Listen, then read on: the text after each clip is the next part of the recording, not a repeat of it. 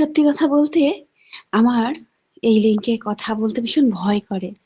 ভয় করে এই কারণে, এই যে এখন প্রচন্ড ঠান্ডার সময়, খুব যে আমরা যেখানে আছি প্রত্যেকে কাল থেকে অনুভব করছি শীতের মাত্রা বেড়ে গেছে, ঠান্ডার মাত্রা বেড়ে গেছে। আর এই ঠান্ডার মধ্যে এই ভোরে উঠে সেই পরম দয়াল তিনি শেখালেন আমাদের জীবন বৃদ্ধির পথের একটা মূল অঙ্গ হচ্ছে নাম ধ্যান। আর সেই নাম ধ্যানে তারা ব্রতী হয়েছেন। যারা নাম ধ্যান করেন তাদের সমস্ত কিছুরই ধারণ ক্ষমতা, গ্রহণ ক্ষমতা, কর্মক্ষমতা সবটাই তাদের অনেকটা বেশি হয়ে যায়। অনেকটা তাদের বোধ, বুদ্ধি, আচরণ, ব্যবহার সবকিছুই একটু অন্যরকম মাত্রায় পৌঁছে যায়। তো সেই সকল জ্ঞানী গুণী মানুষদের কাছে আমি আর নতুন করে ইষ্টের কথা কি বলবো? তারা তো ইষ্টের হয়ে আছেন, ইষ্টময় জীবনযাপন করছেন। পরম দয়াল কথিত সবচেয়ে মূল জায়গাটা তারা ধরে ফেলেছেন, যেটা করলে তার জীবনটা আরো সুন্দর হয়ে উঠবে।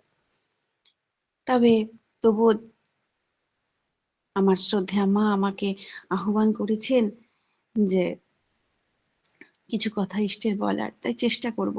তবে আমি আমার বাস্তবিক অভিজ্ঞতা থেকেই কথা বলবো। কোনো বাণী সম্বলিত ভারী ভারী কথা এই প্রভাতে বলবো না, কারণ আপনারা যথেষ্ট রকম ভাবেই সেই পরম পিতাকে ভালোবেসে ইষ্ট পথে আরো থেকে আরোতর এগিয়ে চলেছেন।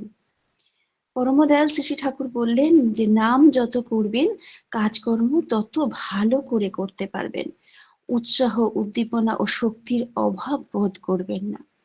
আমি আমার জীবন উদ্দীপ্ত একটি বাস্তবিক অভিজ্ঞতার কথা বলি। আমার যখন 23 বছর বয়স, তখন হঠাৎ একটি রোগ ধরা পড়ে। মানে আমি আচমকাই একদিন আম সবজি কাটছি বসে, বসে বটিতে সবজি কাটছি। কাটতে, কাটতেই আমি দেখছি আমি নিজে বাঁ দিকটায় হেলে যাচ্ছি, কিন্তু আমি নিজেকে কন্ট্রোল করতে পারছি না। আমি একদমই নিজেকে সঠিকভাবে সোজা করে বসিয়ে রাখতে পারছি না। এরকম করতে, করতে, করতে, করতে আমি প্রায় পড়ে যাচ্ছি। এরম অবস্থায় আমার ননদ তখন এসেছে, আমার পাশে বসে, বসে গল্প করছে, কথা বলছে। সে ধরে ফেলেছে, নাহলে আমি হয়তো বটিটার ওপরেই পড়ে যেতাম। কিরে তুই পড়ে যাচ্ছিস, পড়ে যাচ্ছিস, এরকম করতে করতে সে ধরে ফেলেছে। আমি যাকে উত্তর দেবো আমার উত্তর দেওয়ার ক্ষমতা নেই। সে তাড়াতাড়ি করে তার দাদাকে ডাকে, মানে আমার স্বামীকে ডাকে, এবং আমাকে নিয়ে তুলে বিছানায় শুইয়ে দেয়। সঙ্গে সঙ্গে ডাক্তারের কাছে নিয়ে যাওয়া হয়, সঙ্গে সঙ্গে এমআরআই হয়, স্ক্যান হয়, সমস্ত কিছু টেস্ট করা হয় এবং একটা ইঞ্জেকশন দেওয়া হয় আমাকে। ইঞ্জেকশন দেওয়ার পরে ৩ দিন পরে সমস্ত রিপোর্ট পাওয়া যায়। শুধু ডিজিটাল এক্স-রেটাতে রিপোর্ট সাথে, সাথে দিয়ে দিয়েছিল। বাকি সমস্ত কিছু রিপোর্ট ৩ দিন পরে আসে এবং তা থেকে জানা যায় যে আমার কোমর আর বাঁদিকের পায়ের জয়েন্টের ৩ টে শিরা একদম জয়েন্ট থেকে এমনভাবেই বন্ধ হয়ে গেছে যেখানে আর রক্ত চলাচল করছে না। আরো একটি জিনিস দেখা যায়, যেখানে দেখা যায় আমার মেরুদণ্ডের যে উম পেছন দিকে যে ইয়েটা রয়েছে, হাড়ের ওগুলোর গ্যাপগুলো তো বাড়ছেই, তার সাথে সাথে হাড়টা ক্ষয়ে যাচ্ছে। ক্ষয়ে গিয়ে একদম পাতলা একটা প্লাস্টিকের চামড়ার মতো হয়ে যাচ্ছে। মানে চামড়ার থেকে একটু শক্ত, কিন্তু ভঙ্গুর হয়ে গেছে। যেকোনো মুহূর্তে ভেঙে গুঁড়ো হয়ে যেতে পারে। তো সেই অবস্থায় আমার ট্রিটমেন্ট চলে, ফিজিওথেরাপি হয়, টানা ৬ মাস ফিজিওথেরাপি হয় এবং তখন ডাক্তার আমাকে বলেন যে আপনি আর ভবিষ্যতে কখনো, ধরুন কোনো অপারেশন হচ্ছে, আপনাকে পুরো অজ্ঞান করে করতে হবে আপনার কিন্তু, আর অ্যানাস্থেসিয়া দিয়ে কিছু করা যাবে না, কারণ অ্যানাস্থেসিয়া যদি দেওয়া হয় পুনরায় আপনার যে পা গুলোতে আবার সেন্স ফিরবে এর কোনো গ্যারেন্টি নেই। এরপরে জীবনের উপর দিয়ে অনেক ঝড় ঝঞ্ঝাট বয়ে গেছে। তারপর পরম দয়াল 2012-তে যখন পরম দয়াল শ্রী ঠাকুরের সৎ মন্ত্রে দীক্ষা পায়, তখন আমি একজন সন্তানহারা মা, একমাত্র সন্তানকে হারিয়ে দিক বিদিক শূন্য হয়ে জীবনযাপন করছি। সেই ক্ষেত্রেও সকল জ্যোতিষী, ডাক্তার সমস্ত সবার কথা একদম অপোজিটে গিয়ে ঠাকুর আমায় দুটি সন্তান দেন এবং সেই দুটি সন্তান বর্তমানে সেই দুটি সন্তানের মা, এবং তাতে এই দুটি সন্তান হওয়ার সময় আমার পুনরায় আবার সিজার হয়। পুনরায় সিজার হয় এবং পুনরায় সেই অ্যানাস্থেসিয়া দিয়েই কিন্তু অপারেশন হয়, সম্পূর্ণ অজ্ঞান করে হয় না। যখন আমার তৃতীয় সন্তান হচ্ছে তখন একসাথে আমার 3টে অপারেশন হয়েছে। এবার সেই মুহূর্তে আমার প্রায় 42 ঘন্টা কেটে গেছে আমার পা গুলোতে কোনো রকম সেন্স ফিরছে না। ডাক্তাররা ভীষণভাবে চিন্তিত। আর সেই সময়ে আমি এই নামের যে নাম যে শরীরের ভেতরে একটা তরঙ্গের সৃষ্টি করে তা কিন্তু অনুভব করেছিলাম। আমার সেজ মাসি তিনিও আমার এই পরম পিতার সন্তান, তিনিও সেই সৎমন্ত্রে দীক্ষিত। তিনি আমার কন্টিনিউ আমাকে ছুঁয়ে বসে আমার পায়ে হাত বোলাচ্ছেন আর নাম করে যাচ্ছেন। আর যখনই তিনি নাম করেছেন তখনই যেন আমি অনুভব করছি আমার পায়ের উপর দিয়ে একটা গরম স্রোত চলে যাচ্ছে। তারপরে যেই তিনি হাত ছেড়ে দিচ্ছেন আমি কিন্তু আর কিছু বুঝতে পারছি না। ঠিক এইভাবে সেই মাসির টানা ১-১.৫ ঘন্টা নাম করার পর আমার ধীরে ধীরে সেন্স ফিরতে শুরু করে। আমি আজকে এই কথাটা এখানে বলছি এই কারণে, সেই এত বছর প্রায় ২০ বছর ২০ বছর আগে ট্রিটমেন্ট হয়েছিল আর ২০২৫ আজ দাঁড়িয়ে আছি। মানে আমার ট্রিটমেন্ট হয়েছিল তখন ২০০৫-৬ টাইপ সময়, না ৫-৬ ঠিক না, ২০০৭ এর শেষের দিকে। তো আজ প্রায় ২০ মানে ১৮-১৯ বছর হয়ে যাচ্ছে। তো এতটা দিন ২০১২ থেকে আমার ২০২৫ এর এই এতটা দিন আমি পুরো সম্পূর্ণ সুস্থ রূপে বাড়ির সমস্ত কাজকর্ম করতে পারি এই নাম ধ্যানটাকে অভ্যাস করার মাধ্যমে। যেদিন থেকে নাম ধ্যান এক আসনে বসে অভ্যাস করি সেই দিন থেকে সেই ব্যথা যন্ত্রণা ধীরে ধীরে ধীরে ধীরে কম হতে হতে কোথায় যেন বিলীন হয়ে গেছে। পরম দয়াল আমাকে পুরোপুরি সুস্থ করে রেখেছেন। বর্তমানে আমাকে কখনোই, বর্তমানে না, গত ১০ বছর ধরে আমাকে কোনো ওষুধ খেতে হয় না। আমাকে কিন্তু ডাক্তারবাবুরা বলে দিয়েছিলেন যে এত অল্প বয়সে যদি স্টেরয়েড ট্রিটমেন্ট শুরু হয়ে যায়, একটা বয়সের পর কোনো ওষুধ আর তোমার শরীরে কাজ করবে না। তা তুমি যোগাসন করো, মেডিটেশন করো, তাতে দেখবে ধীরে ধীরে তুমি রিকভার করবে। আমি নাচের সাথে যোগযুক্ত ছিলাম।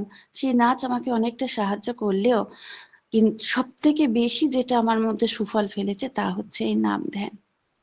অনেককে বোঝানোর চেষ্টা করি, অনেককে বলার চেষ্টা করি যে নাম ধ্যান যে একবার অভ্যাস করে নিতে পারবে তার কর্মক্ষমতা বৃদ্ধি পাবেই কি পাবে। আমার স্বামী তিনি বিশ্বাস করতেন না যে এটা কখনো হয় বা কিছু। সায়েন্টিফিক্যালি বিশ্বাস করতেন, করতেন না বলা ভুল, কিন্তু নিজে এই অভ্যাসটা যে করবেন সেটা কিন্তু করতে চাইতেন না। অনেক সময় দেখা গেছে যে কাজটা সে সারাদিন ধরে করছে কিন্তু এই নাম ধ্যানের পরে উঠে যে সে কাজটা করছে সেই কাজের মধ্যে ডিফারেন্স বহু। তো উনি এখন বর্তমানে দিল্লি রয়েছেন, উনি একটা এক্সিবিশনের জন্য গেছেন। তো আমি তাকে বলেছিলাম যে এই একটা পরীক্ষা করো নিজেকে দিয়ে। আচার্যদেব বলছেন না যে তুমি নিজে করে দেখো, তুমি নিজে করে দেখো। তুমি যদি একটা কলসির অর্ধেক নিজে পরিপূর্ণ করে ঈশ্বরের কাছে বসো, ইষ্টের কাছে বসো, তাহলে তো তিনি তোমাকে অর্ধেকটাই ভর্তি করে দেবে। আর তুমি যদি নিজেকে শূন্য করে নিয়ে তার চরণে যাও তাহলে কি করবেন, তিনি তোমাকে পুরো সম্পূর্ণটা ভর্তি করে দেবেন। তাতে তার যে আশীর্বাদ পাচ্ছ, যে ঘোড়াটাই তুমি ভর্তি করছো সেই ঘোড়াটা গোটাটাই কিন্তু তার আশীর্বাদে সম্পূর্ণ হবে। সেই কলসিটা তুমি পুরোটাই তার আশীর্বাদ ধন্য হয়ে ফিরবে। আগে নিজেকে পুরো শূন্য করে তার চরণে যেতে হয়। তাহলে আমি তাকে একটা জিনিস বলেছিলাম যে এই যে ছবিটা তুমি নিয়ে, যে ছবিটা এঁকে নিয়ে তুমি যাচ্ছ দিল্লি এক্সিবিশনে, এই ছবিটা তুমি একটা কাজ করো। তুমি আমি যখন উঠি সেই সময় উঠে নাম ধ্যান করে আমি তারপরে কিছু পড়াশোনার কাজ করি। তো ওকে বললাম যে আমি পড়বো এদিকে বা আমার খাতা ঠাতা দেখবো, তুমি ওই সময় বসে বসে পাশে বসে ছবিটা আঁকো। এই কাজটার রিফ্লেক্ট কি হয়, এই রিফ্লেকশনটা কি আসে তুমি দেখো। এই কাজটা কতটা মানুষের মনের মধ্যে ছাপ ফেলতে পারে সেটা তুমি দেখো, কাজটা কতটা সুন্দর হয়ে উঠতে পারে সেটা তুমি দেখো। তো সে যথারীতি তাই করতো। সে এই ভোরে উঠে নাম ধ্যান করার পর তারপরে সে ছবি আঁকতে বসতো। দেখা গেল এইবারে যে এক্সিবিশনে সে গেছে যে আমরা যেটা আমাদের আর্টিস্ট জগতে আমরা জানি, যেটা সিনিয়র পেইন্টার যারা রয়েছেন, এমিনেন্ট আর্টিস্ট যারা রয়েছেন আমাদের অল ইন্ডিয়া তো ছিলেনই, তার থেকে আমাদের বিদেশ থেকেও ওইখানে 13টা দেশ থেকে একসাথে এক্সিবিশন হলো। প্রত্যেকে এসে সেই ছবিটির সুনাম করেছে, এবং ছবিটির যে স্কিল পাওয়ার, ছবিটা এঁকেছে, এতদিন আঁকছে, আর তার যে স্কিল পাওয়ারটা প্রত্যেককে অবাক করেছে। কাল রাতেই আমার স্বামী আমাকে ফোন করে বলছে, আমি বাড়ি গিয়ে তোমাকে সব বলবো, যে এত এত মানে সুনাম কুড়িয়েছে ছবিটি, তার পেছনে কে আছেন।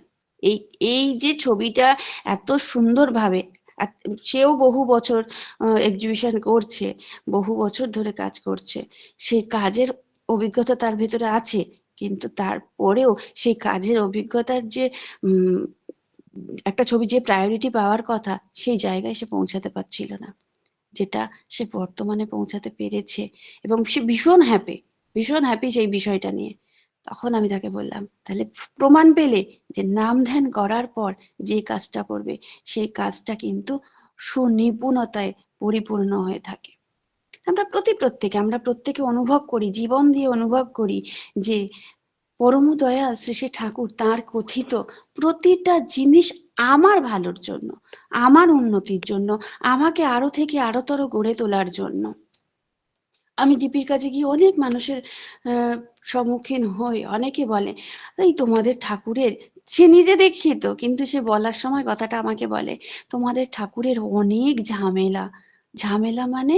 তখন তাকে যখন প্রশ্ন করি ঝামেলাটা কি, না এই ভোরে ওঠো রে, এই নাম করো রে, এই ধ্যান করো রে, এই ইষ্টবিধি করো রে, জল খাওয়ার আগে ইষ্টবিধি করো।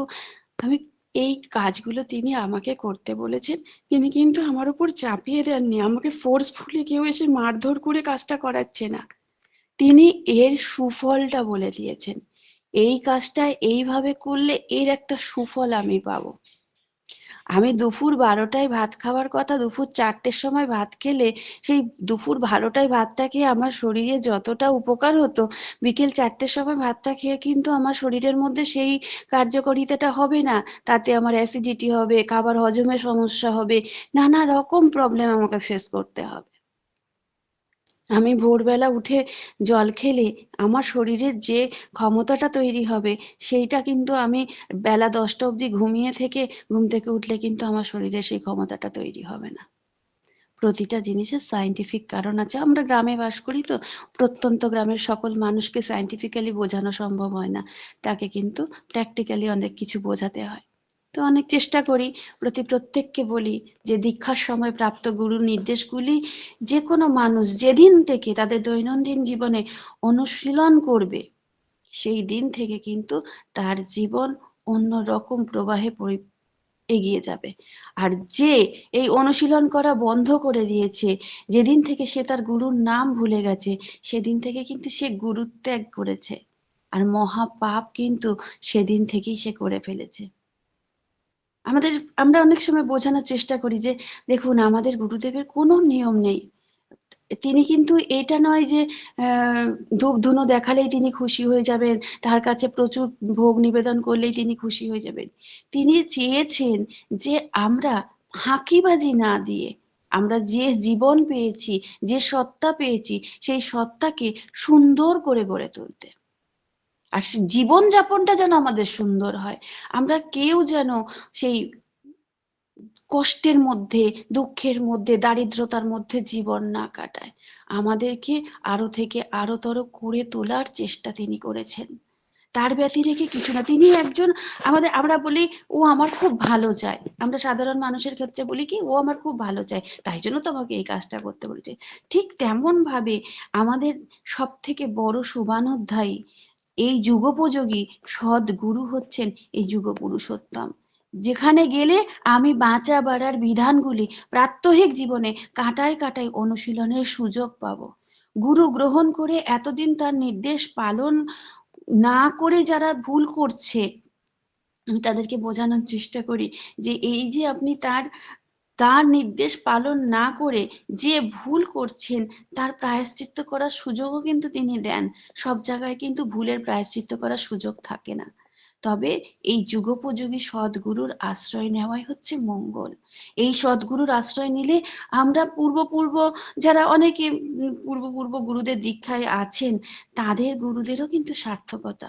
সদ্গুরুর সন্ধান পেয়েও যদি আমি তাকে গ্রহণ না করি, তবেই কিন্তু প্রকৃত গুরুর ত্যাগ হয়, তখনই মহাপাপ। আমার সময় প্রায় শেষ। আমি পরম দয়ালে রাঙার আতুল চরণে আজ এখানে উপস্থিত সকল ইষ্টপ্রাণ দাদা, শ্রদ্ধা, ভক্তিমতী মা প্রতি প্রত্যেকের আবারও মঙ্গল প্রার্থনা করি। আর এটা অনুভব করি যে তিনি আছেন তাই আমি আছি, তিনি নিয়ে যাচ্ছেন এগিয়ে তাই আমি এগিয়ে যাচ্ছি, তিনি আছেন বলে আমার আর কোনো চিন্তা নেই। তাই প্রত্যেকে তার উপর বিশ্বাস রাখবেন, নিষ্ঠা ভক্তি বিশ্বাস সহকারে যা করবেন তাই কিন্তু সুফলে পরিণত হবে। প্রত্যেকে ভালো থাকবেন, প্রত্যেকের আবারও মঙ্গল প্রার্থনা করি। জয় গুরু। জয় গুরু মা, জয় গুরু। অপূর্ব ইষ্ট কথা শুনলাম, তার জীবনের অনুভূতির কথা, অভিজ্ঞতার কথা। আমরা প্রত্যেকে যাজিত হলাম, সমৃদ্ধ হলাম, প্রেরণা পেলাম। সময় খুব সংক্ষিপ্ত, তাই মায়ের কাছ থেকে আবার আমরা সেই অমৃত কথা শ্রবণ করব। শ্রদ্ধা মায়ের এবং মায়ের পরিবারের সর্ববিধ মঙ্গল কামনা করি নামধান স্বস্তি মহাযজ্ঞ পরিবারের পক্ষ থেকে। জয় গুরু মা, খুব ভালো থাকবেন, আনন্দ থাকবেন, আবারও আসবেন। জয় গুরু।